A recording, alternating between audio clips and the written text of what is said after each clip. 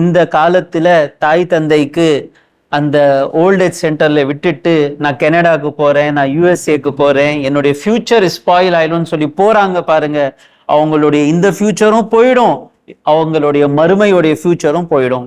எப்படி ஹசரத் இந்த ஃபியூச்சர் போவோம்? பயானுடைய கடைசியில எனக்கு ஞாபகப்படுத்துங்க. தன்னுடைய தந்தையின் உபகாரங்களை ஞாபகம் வைக்கின்றானோ அவன் நன்றி உள்ளவன். வெறும் ஞாபகம் வைக்க கூடாது, என்னுடைய அப்பா எனக்கு செஞ்சு இருக்கிறார், அவருக்காக நான் செய்யணும்னு சொல்லி விரும்புகின்றானே அவன் நன்றி உண்டவன்.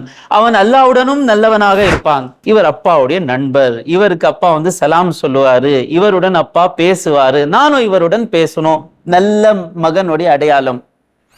நாம எப்படின்னு சொன்னா கேட்டு செய்ய முடிஞ்சாதான் செய்யும், அதெல்லாம் செய்ய முடியாதுங்க சொல்லி நாம அல்லாவை வணங்கல. நாம நம்ம மனு இச்சை, நம்முடைய விருப்பத்தை தான் நாம வணங்கிட்டு இருக்கோம். ஆனா சஹாபா பெருமக்கள் அப்படி இல்லை. பெற்றோர்களுக்கு வயதாகி அவர்களால் சம்பாதிக்க முடியல, அவர்கள்ட்ட எதுவுமே இல்லை என்றால் அவர்களுடைய செலவு மகன் மீது கடமை. பிள்ளை தரல, அப்போ அப்பா தனக்கு தேவையான பொருள்களை எடுத்துக்கொள்ளலாம். தேவை இல்லாம அநீதி செய்யக்கூடாது, அல்லாட்ட பதில் சொல்ல வேண்டியதாக இருக்கும்.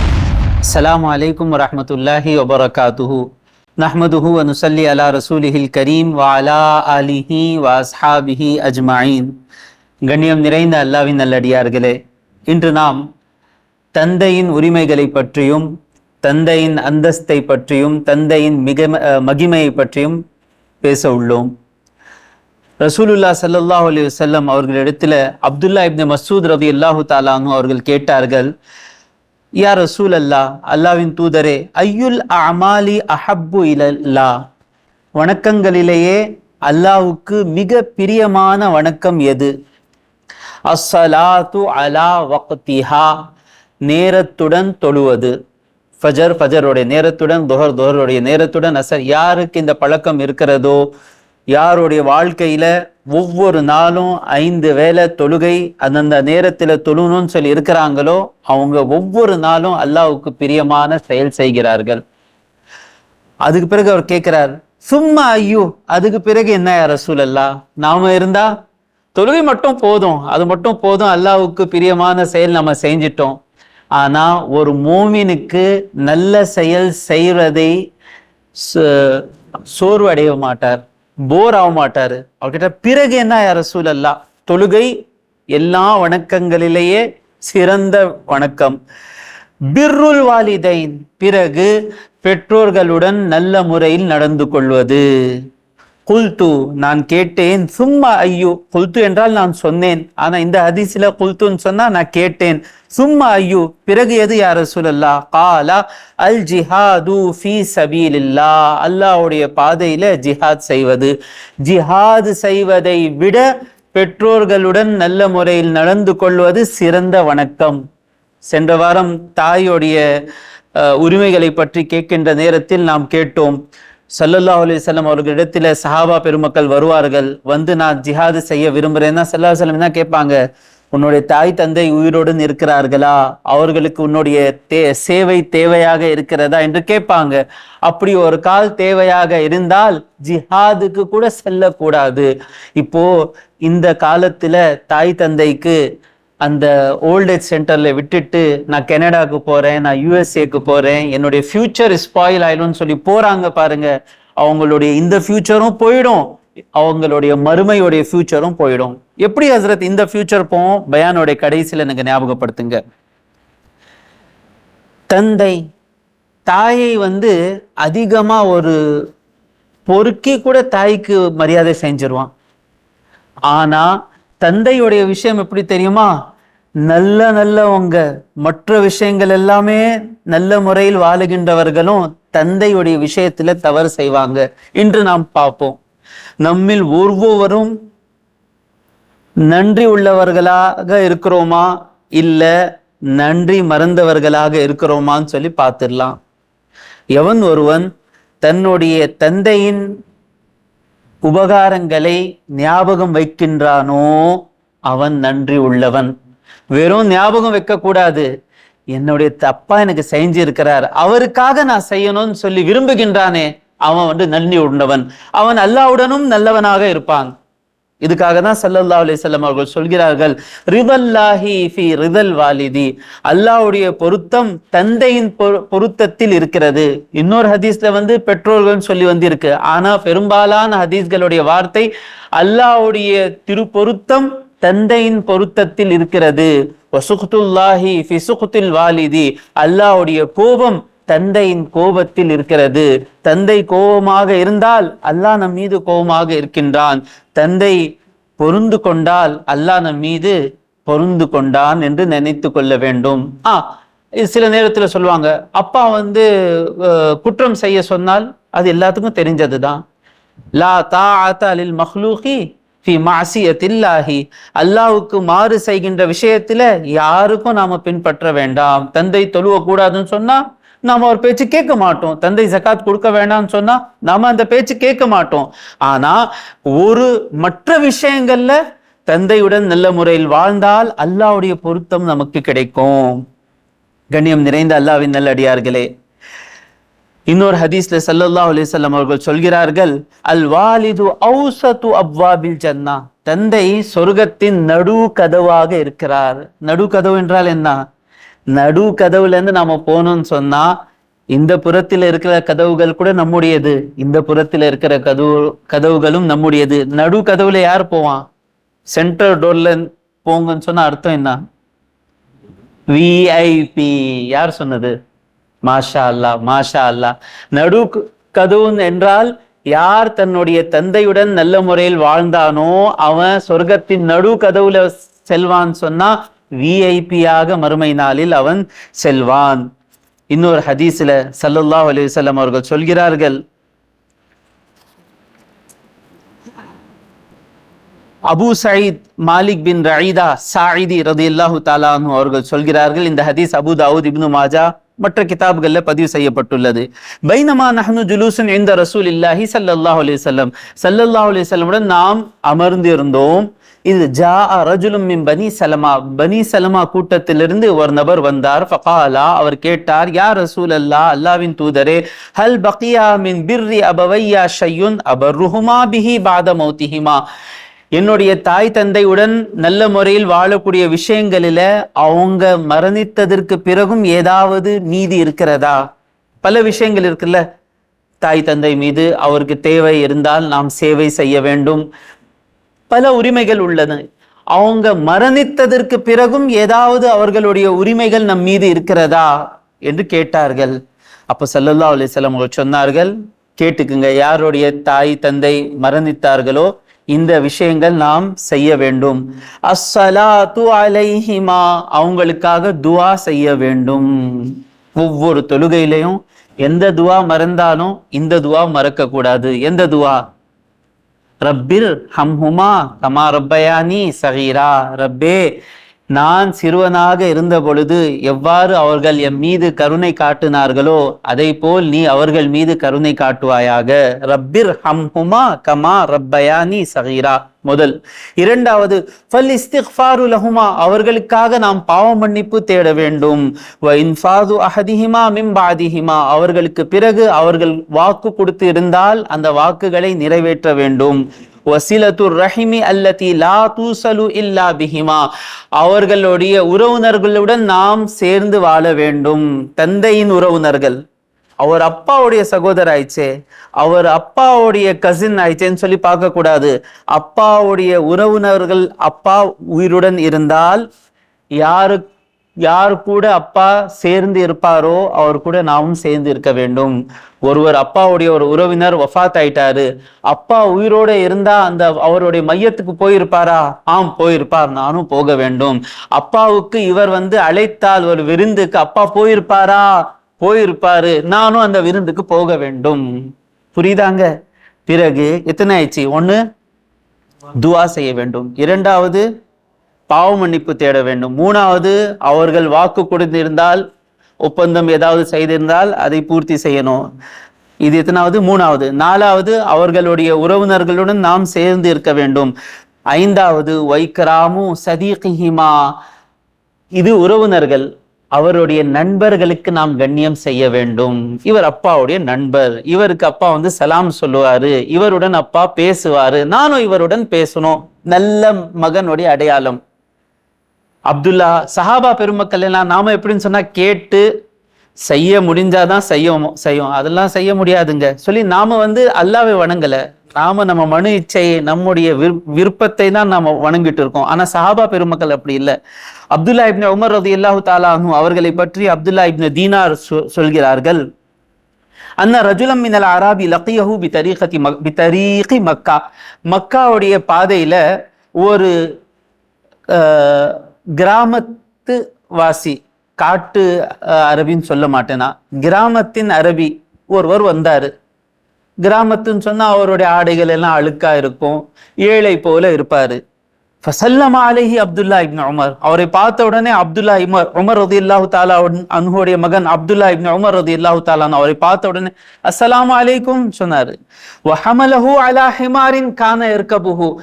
அப்துல்லா இப்னு உமர் எந்த கழுதையின் மீது பயணம் செய்து கொண்டு இருந்தாரோ அவர் இறங்கி இவரை சொன்னார், நீங்க அதுல உட்கார்ந்துருங்கன்னு சொல்லி. வாதாஹு இமாமத்தன் கானத் அலா ராசிஹி. அரபுல எல்லாம் அந்த காலத்துல எல்லாம் வெயில்ல போனா தலப்பா கட்டுனாதான் போக முடியும், அந்த மாதிரி தலப்பா தேவை. அப்போ அவர் தன்னுடைய தலப்பாயை கழட்டி அவர் தலையில வச்சுட்டாரு, அவருக்கு கொடுத்துட்டாரு. ஹாலோ இப்னு தீனார். அப்போ நாம சொன்னோம், ஃபகுல்னா லஹு அஸ்லஹக்கல்லாஹ், அல்லாஹ் உங்களுக்கு நல்லது செய்யட்டும். ஃபஇன்னஹும் அல் ஆராப், அவர்கள் ஆராப் கிராமவாசிகள். வஹும் யர்தௌன பில் யஸீரி, கொஞ்சம் கொடுத்தா கூட போதும் அவங்களுக்கு. ஏதாவது ஒரு காசு கொடுத்துருக்கணும். நீங்க எதுல பயணம் செய்றீங்களோ அந்த கழுதையை கொடுத்துட்டீங்க, உங்களுடைய தலைப்பா நீங்க கொடுத்துட்டீங்க. ஃபகால அப்துல்லா இப்னு உமர் ரலியல்லாஹு தஆலா அவர்கள் சொன்னார்கள், இன்னா அபா ஹாதா கான வுத்தன் லி உமர் இப்னுல் ஹத்தாப். என்னுடைய தந்தை உமர் இப்னுல் ஹத்தாபுடைய பிரியமானவராக இவர் இருந்தாரு, என்னுடைய தந்தை அவரை நேசித்தார், அது எனக்கு தெரியும். ஆகையினால் வைன்னி சமஅது ரசூலல்லாஹி ஸல்லல்லாஹு அலைஹி வஸல்லம், அல்லாஹ்வின் திருத்தூதர் ஸல்லல்லாஹு அலைஹி வஸல்லம் அவர்கள் சொன்னதை நான் கேட்டேன்.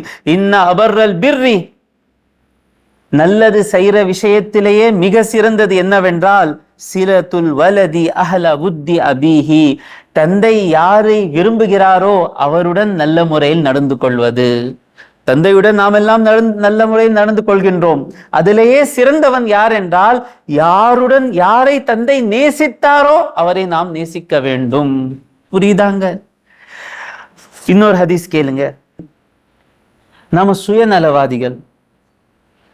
இது கேட்டதுக்கு பிறகும் செல்ஃபிஷ் பர்சன் எப்படி இருப்பாங்க தெரியுமா? அவங்களுடைய மதம், அவங்களுடைய ரிலிஜன், அவங்களுடைய ஐடியாலஜி எல்லாமே என்னன்னு சொன்னா, எல்லாத்தேண்டு யார்கிட்ட வேணாலும் நல்லது கிடைத்தால் அதெல்லாம் நான் வாங்கிக்குவேன், நான் யாருக்கும் நல்லது செய்ய மாட்டேன். அவர்கிட்ட வந்து மற்றவங்களுடைய பொறுப்புகளை பத்தி தான் அவர் பேசுவார். பையனா இப்படிதானே இருக்கணும், அப்பானா எப்படி இருக்கணும் தெரியுமா, சகோதரனா எப்படி இருக்கணும் தெரியுமா, இவர் எப்படி இருக்கணும் அவர் இப்படி இருக்கணும்னு சொல்லி தான் அவர் பேசுவாரே தவிர நான் மற்றவர்களுடன் எவ்வாறு இருக்க வேண்டும் பேச மாட்டார். அப்படிப்பட்ட செல்ஃபிஷுங்க இந்த பயான் கேட்டா அவங்களுக்கு எதுவுமே ஆகாது. ஆனா அவங்களுக்கும் இன்ஷா அல்லாஹ் ஒரு உபதேசமாக நான் சொல்றேன், தம்பி இந்த வாழ்க்கையில இப்போ நான் என்னுடைய பெற்றோர்களுடன் நல்ல முறையில் நடந்து கொண்டால் என்னுடைய முதுமையில் எனக்கு வயசாகிவிட்டால் என்னுடைய பிள்ளைகள் என்னுடன் நல்லதாக நடந்து கொள்வார்கள். ஸல்லல்லாஹு அலைஹி வஸல்லம் அவர்கள் சொல்கிறார்கள், பிர்ரு ஆபாஅக்கும், உங்களுடைய தந்தைகளுடன் நல்ல முறையில் நடந்து கொள்ளுங்கள். தவர்ரகும் அப்னாஉக்கும், உங்களுடைய மகன்கள் உங்களுடன் நல்ல முறையில் நடந்து கொள்வார்கள். ஸல்லல்லாஹு அலைஹி வஸல்லம் சொல்லிட்டார்கள், அது நடக்கும். நான் என்னுடைய தந்தையின் மீது செலவு செய்தால் நிச்சயமாக எனக்கு தேவைப்படுகின்ற நேரத்தில் எனக்கு எந்த ஒரு பென்ஷன் தேவைப்படாது, என்னுடைய பிள்ளைகள் என்னுடைய செலவு பார்த்துக் கொள்வார்கள். ஏன்னா ஸல்லல்லாஹு அலைஹி வஸல்லம் அவர்கள் சொல்லிட்டாருங்க. சஹீஹான ஹதீஸ், ஹசனான ஹதீஸ் தப்ரானில பதிவு செய்யப்பட்டுள்ளது. லாஜிக்கலா பார்த்தாலும் நம்முடைய பிள்ளைகள் சிறு வயதுல என்ன பார்க்கின்றார்களோ, நாம் நடந்து கொள்வதை எப்படி பார்க்கின்றார்களோ அதே அவருக்கு பாடமாக இருக்கிறது. அதான் அவங்க மெமரியில ஸ்டோர் ஆயிடும். இப்படிதான் வாழணும்னு சொல்லி பிள்ளைகளுடைய மெமரியில அது ஸ்டோர் ஆயிடும். அப்போ நான் என்னுடைய வாழ்க்கையில என்னுடைய பெற்றோர்களுடன் நல்ல முறையில் நடந்து கொள்வது என்னுடைய சிறார்கள், என்னுடைய சின்ன பிள்ளைகள் பார்த்தாங்கன்னு சொன்னா, அவங்க என்னுடைய வயதை அடைகின்ற நேரத்தில் என்னுடனும் அவர்கள் அவ்வாறு தான் வாழ்வார்கள். என்னுடைய பிள்ளைகள் எனக்கு எப்படி மதிக்க வேண்டும் என்று ஆசை இருக்கிறதோ, ஆசை இருக்கா? நான் என் பெற்றோர்களுடன் எப்படி இருக்கிறேனோ அப்படிதான் என் பிள்ளைகள் என்னுடன் இருப்பார்கள். தெரிஞ்சதாங்க. அல்லாஹ் தஆலா கூறுகின்றான், இம்மா யப்லுகன்ன இன்தகல் கிபர அஹதுஹுமா அவ் கிலாஹுமா, உன்னிடத்தில் அவர்களில் ஒருவர் அல்லது அவ்விருவரும் முதுமையை அடைந்தால், ஃபலா தகுல் லஹுமா உஃப், அவர்களை இச் என்று சொல்லாத. இச் என்று எப்போ சொல்லுவோம்?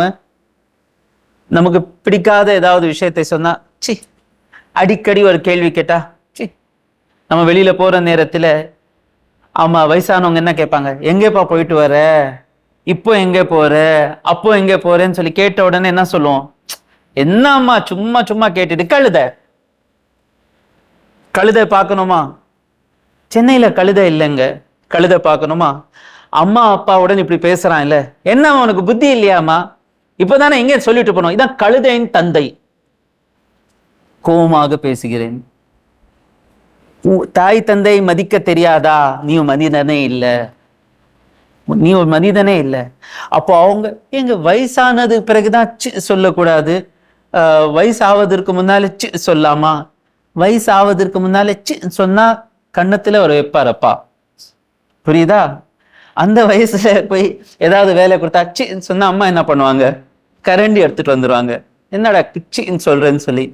வயசு ஆனதற்கு பிறகுதான் அவங்க உங்களுக்கு கண்ட்ரோல் பண்ண முடியாது. அப்ப அல்லாஹ் தஆலா கூறுகின்றான், வயது அடைந்ததற்கு பிறகு சில நன்றி கெட்ட ஜன்மங்கள் எப்படி இருப்பாங்கன்னா, நாம சம்பாதிப்பதற்கு முன்னால அப்பாக்கு மரியாதை தருவாங்க. அப்பாட்ட இருந்து காசு வாங்கினாதான் காலேஜுக்கு போக முடியும், அப்பா தான் ஃபீஸ் கட்டுறாரு, அப்பா தான் எல்லாமே செய்யறாருன்னா அப்பா அப்பா என்ன அப்பா, வீட்டுக்கு வந்தா அப்பா அப்பா அப்பா. இப்போ இவருக்கு ஜாப் கிடைச்சிச்சு. முதல் சேலரி வந்த உடனே பச்சோந்தி கலர் மாறும் இல்ல, ஒரு சேலரி வாங்கின உடனே பேசுற ஸ்டைல மாறிச்சு. சேலரி வாங்குறதுக்கு முன்னால அப்பா நான் அதை போய் வாங்கிட்டு வரட்டா, எப்படி அது நாம போகலாமா? சேலரி வந்த உடனே போயிட்டு வரலான்னு பாக்குறேன். இன்னும் ஒரு வருஷம் சேலரி வந்தது பிறகு அப்பா நீங்க போகாதீங்கப்பா, கழுத. இவன் தான் கழுத, புரியுதாங்க? அப்போ அவங்களுக்கு உஃப் என்று சொல்லக்கூடாது. சில முஃபஸ்ஸிரீன்கள் சொல்கிறார்கள், உஃப் என்றால் இச்சு மட்டும் இல்ல, வயசான காலத்துல அவங்கள்ட்டேந்து துர்நாட்டம் வந்தா மூக்கு மீது கை வைக்க கூடாது. ஏன்னா அவங்களுக்கு கஷ்டமா இருக்கும். அம்மா அப்பாவுக்கு சேவை செய்யறோம், அல்லாஹ் அது ஒரு பாக்கியமா இல்ல அந்த நிலைமைக்கு அல்லாஹ் நமக்கு ஆக்காதுன்னு சொல்லணுமா? அம்மா அப்பாவுக்கு அல்லாஹ் அந்த கஷ்டத்தை கொடுக்காதுன்னு சொல்லணுமே தவிர, நமக்கு அவங்களுடைய அந்த ஹித்மத் செய்யறதுக்கு அல்லாஹ் அந்த வாய்ப்பு கொடுக்காதுன்னு சொல்லக்கூடாது. நம்முடைய பாவங்கள் மன்னிக்கப்படும். அப்போ அவங்க கூட நாம ஹாஸ்பிட்டல்ல இருந்தா, அந்த மாதிரி ஏதாவது துர்நாட்டம் வந்தா கூட அவங்களுக்கு முன்னாலே இப்படி நாம கையை வச்சா அவங்க மனசு புண்படுத்த மாதிரி இருக்கும். அப்போ உஃபலா தகும் லஹுமா உஃபலா தன்ஹர்ஹுமா, அவங்களை விரட்டாதே. அப்ப எப்படிதான் பேசணும்? வயசான காலத்துல எப்படியோ பேசுறாங்க, ஒரே விஷயத்தை திருப்பி திருப்பி கேட்கிறாங்க, தேவையில்லாத பேச்சு பேசுறாங்க. வகுல் லஹுமா கௌலன் கரீமா, அவங்களுடன் கண்ணியமான வார்த்தைகளுடன் பேசு. அப்போ கண்ணியமான வார்த்தைகள் என்ன? அரபியில செல்லமாக சொன்னால் யா அபி சொல்லுவாங்க, செல்லமா பேசணும்னு சொன்னா அபதான்னு சொல்லுவாங்க, யா அபதா யா உம்மான்னு சொல்லுவாங்க. உருதுல கூட அப்புஜி அப்பாஜி அம்மாஜி. தமிழ்ல கூட வயசான காலத்துல அம்மா அப்பா கூட எப்படி பேசணும்? அம்மா அம்மா. பேசுறவன் யாரு? கழுத. அம்மா அப்பா இப்படிதான் பேசணும். தப்சீர் இது, அப்படிதான் பேசணும். சயீத் பின் முஸையிப் பெரிய தாபி, அவர் இடத்துல ஒருவர் வந்தாரு, வந்து கேட்டாரு, இப்னு பத்தா அவர் வந்து கேட்டாரு, குரான்ல அல்லாஹ் தாலா சொல்லி இருக்கிறான், வகுல்லஹுமா கௌலன் கரீமா, அவர்களுடன் பேசுனா கண்ணியமாக பேசுங்க. அப்ப அந்த கண்ணியமாக பேசுங்கன்னு சொன்னா என்ன எனக்கு புரியல. அப்போ சயீத் இப்னு முஸையிப் சொல்கிறார்கள், ஞாபகம் வச்சுக்குங்க, யாருடைய தாய் தந்தை வயசான காலத்தில் இருக்கிறாங்களோ எப்படி பேசணும் ஞாபகம் வச்சுக்குங்க. எப்படி பேச வேண்டும் என்றால், கௌலுல் அப்தில் முஸ்னிபி, குற்றம் செய்த அடிமை, லிசையிதில் ஃபக்தில் கலீதி, கோபமாக கடுமையான எஜமானுடன் எவ்வாறு பேசுவானோ. குற்றம் செய்திருக்கிறேன்னா அடிமை, இவனை விட்டு நான் எங்கேயும் போக முடியாது, இவனுடைய அடிமை, அந்த அடிமை குற்றம் செய்திருக்கிறேன், பாவம் செய்திருக்கிறேன், அநியாயம் செஞ்சிட்டேன் எஜமானுக்கு. அந்த எஜமான் எப்படிப்பட்டவர் சொன்னா, எப்போ வேணாலும் திட்டுருவாரு, விரட்டுருவாரு, அடிச்சிருவாரு. அப்படிப்பட்ட ஒரு எஜமானுடன் ஒரு அடிமை எப்படி பேசுவானோ, எப்படி பேசுவான், எஜமான் நான் போட்ட எஜமான், இப்படிதான் தாய் தந்தையுடன் பேச வேண்டும். இப்படி பேசுனா நாம முஸ்லிம், மூமின், முஹம்மதி. இப்படி பேசவில்லை என்றால் நாம் ஷைத்தானுடைய அடியார்கள். இன்னொரு ஹதீஸ் கேளுங்க. ஜாபிர் பின் அப்துல்லா ரலியல்லாஹு தஆலா அன்ஹு அவர்கள் அறிவிக்கிறார்கள், ஒரு நபர் ரசூலுல்லாஹ் ஸல்லல்லாஹு அலைஹி வஸல்லம் அவர்களிடத்தில் வந்து சொன்னார், யா ரசூலல்லாஹ், சட்டம் முதல்ல கேட்டுக்குங்க, பெற்றோர்களுக்கு வயதாகி அவர்களால் சம்பாதிக்க முடியல, அவர்கள்ட்ட எதுவுமே இல்லை என்றால் அவர்களுடைய செலவு மகன் மீது கடமை, ஃபர்ஸ், செலவு செய்துதான் ஆக வேண்டும். மகன் அல்லது மகள் தாய் தந்தை உயிருடன் இருக்கின்ற நேரத்திலேயே இறந்துட்டாங்கன்னு சொன்னா தாய்க்கு 1/6, தந்தைக்கு 1/6. இறந்தவருக்கு ஆண் குழந்தை இல்லை என்றால் இவரும் மற்ற உறவினர்களும் அவர்களுடைய சொத்து எடுத்ததற்கு பிறகு மீதி இருக்கிறது எல்லாமே தந்தைக்கு வந்துடும். இது அவங்களுடைய உரிமை. அப்போ தாய் தந்தை அவங்க வயசாயிட்டாங்க, சம்பாதிக்க முடியல, அப்போ அவர்கள் மீது செலவு செய்வது கடமை.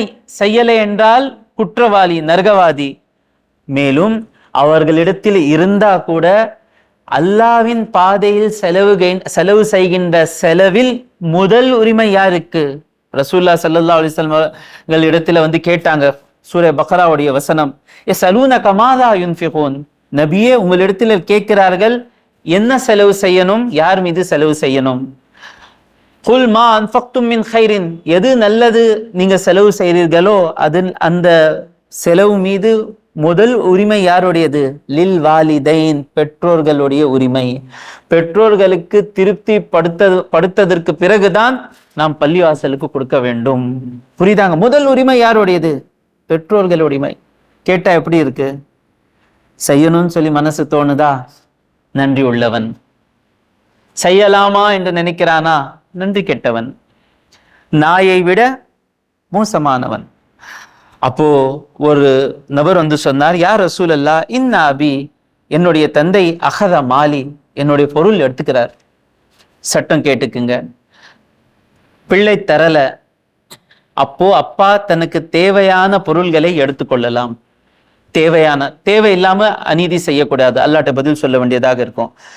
ஃபகாலன் நபியு லிர்ரஜுலி, அப்போ அந்த நபரை ஸல்லல்லாஹு அலைஹி வஸல்லம் சொன்னார்கள், ஃபஅதி நீ பி அபீகா, உன்னுடைய தந்தையை கூப்பிட்டுட்டு வா, உன்கிட்ட கேட்காம காசு எடுத்துக்கிறாரே, கூப்பிட்டுட்டு வா. சொல்லி போனார் அவரு. ஃபனஸர ஜிப்ரீல் அலைஹிஸ்ஸலாம் அலன் நபி ஸல்லல்லாஹு அலைஹி வஸல்லம், ஜிப்ரீல் அலைஹிஸ்ஸலாம் ஸல்லல்லாஹு அலைஹி வஸல்லம் வந்துட்டாங்க. ஃபகாலா, ஜிப்ரீல் அமீன் சொன்னார், இன்னல்லாஹ் அஸ்ஸ வஜல் யுக்ரியுக ஸலாம், அல்லாஹ் உங்களுக்கு சலாம் சொல்கின்றான். மேலும் அந்த நபர் வந்தா, அந்த தந்தை வந்தா, அந்த தந்தைட்ட நீங்க கேளுங்க, உங்களுடைய மனம் எது சொன்னதோ, உங்களுடைய காது கேட்டாதது எது உங்களுடைய மனம் சொன்னதோ அது எனக்கு முதல்ல சொல்லுங்க.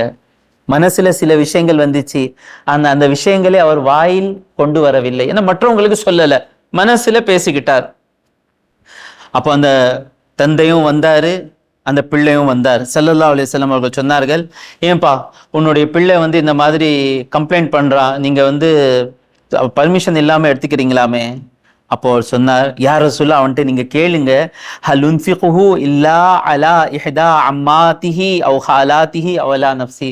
அவன்கிட்டேருந்து எடுத்து நான் அவனுடைய அம்மான்னு சொன்னா அப்பாவின் சகோதரி என்ன சொல்லுவீங்க நீங்க தமிழ்ல?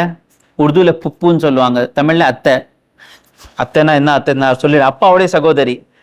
நான் என்னுடைய சகோதரி மீது செலவு செய்கிறேன், அவனுடைய அம்மாவுடைய சகோதரி மீது செலவு செய்கிறேன். எனக்கு தேவையான செலவுகள் தான் நான் செய்கிறேனே தவிர மற்ற எந்த செலவும் நான் செய்யவில்லை. இது சொன்ன உடனே ஸல்லல்லாஹு அலைஹி வஸல்லம் சொன்னாங்க, சரி இந்த விஷயத்தை விடுங்க, எனக்கு சொல்லுங்க.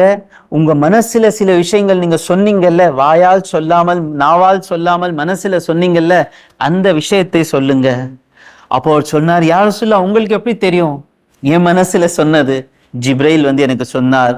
அப்போ அவர் சொன்னாரு ஒரு பெரிய கவிதை, கதௌதுக மௌலுதன் வ முன்துக யாஃபியா துஅல்லு பிமா அஜ்னி அலைக வ துன்ஹலு.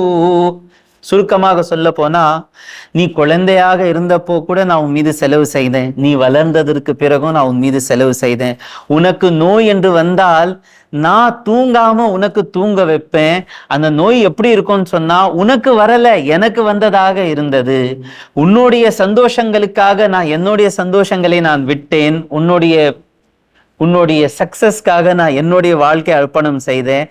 இப்போ எனக்கு தேவைன்னு சொல்லி வருகின்ற நேரத்துல நீ என்னுடைய பொருள் உன்னுடைய பொருள் என்று சொல்றியே, எனக்கு மனசு கஷ்டமா இருக்கு.